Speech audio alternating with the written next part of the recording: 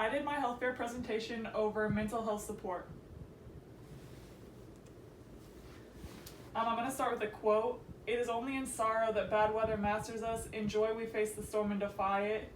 That shows that in struggle with mental health problems, people are more likely to be taken over in life. And if they're healthy mentally, they can conquer the world. Mental health includes emotional, psychological, and social well-being, and it helps determine how stress is handled, how people relate to others, and how people make choices in their everyday lives. Mental health is very important at all stages of life, from childhood to adolescence and then through adulthood as well. Over life, if mental problems are not taken seriously, other aspects such as your mood, thinking, and behavior can be affected. Many factors can contribute to mental health problems, such as biological factors, life experiences, and family history. Problems like this are very common in the world, but help is available. You can have full recovery and get completely better. 1 out of 4 people in their lifetime will be affected by a mental disorder. And then even in the world, around 450 million people suffer from mental disorders, which put them as one of the leading causes of ill health and disability worldwide. Mental illnesses are prominent in the world. They're very common. A lot of help is needed to get over mental illnesses, not just physically, but also emotionally and socially. Mental health support is important and imperative for people to be able to live fully healthy. I use my internship as well as a lit review to obtain all necessary information on importance of mental health and mental health support. And then there's been a lot of research done on this topic, but no one is quite sure a permanent solution or the full care to take care of them. So for my lit review, I did an article that was called "Mental Health Care Needs and Preferences for Mothers of Children with a Disability," and this just talked about how mothers of children with disabilities are at increased risk of poor mental health compared to mothers of children that are normally developed. And then the point of this study was to describe mental health care needs and preferences for support of mothers of children and young people aged 0 to 25 with a disability. And then high rate of mental illness were self-identified as being depression, anxiety, and then suicidal thoughts. They were ranked with higher rates of stress from raising children with disabilities.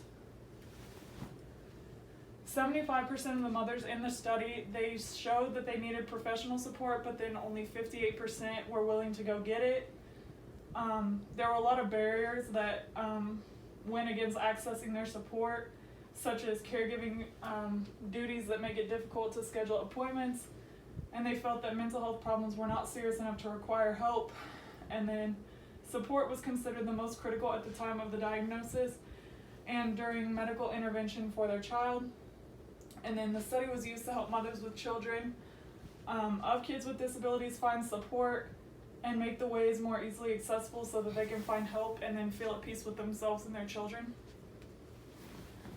So I volunteered at a library with kids activities this summer, but I didn't find it pertinent to my topic, so I used my internship of 2 years that I did at Kansas Wesleyan, which was the Rec to Reality program between special needs students from USC 305 and then Kansas Wesleyan Adaptive Need, the PE class students. And then this ties my research together because people who have disabilities have considered life experiences that make them more susceptible to mental illnesses because of struggles that they have in their lives. And then people who have disabilities or mental problems affect the people around them, such as their family members and people like that, which can then give them mental health problems. I learned that people need support and to be around people with positivity, and it is important to remember that people with disabilities are not the only ones that struggle with mental health problems, but it's what my research was focused on. So my methods, I did a research study that asked yes or no questions to 30 people that were in the class. And then the purpose of my research was to discover whether mental health support is real and see how many people in the class actually struggle with mental health problems. It shows that it can affect anyone at any age and any place. And then all of the kids included in my study were between the ages of 14 and 24. A lot of them had the same stressors such as school, work, their family, which caused bad mental health status, but it is truly hard to determine what the real cause was because they're all different. My data collection was pretty simple.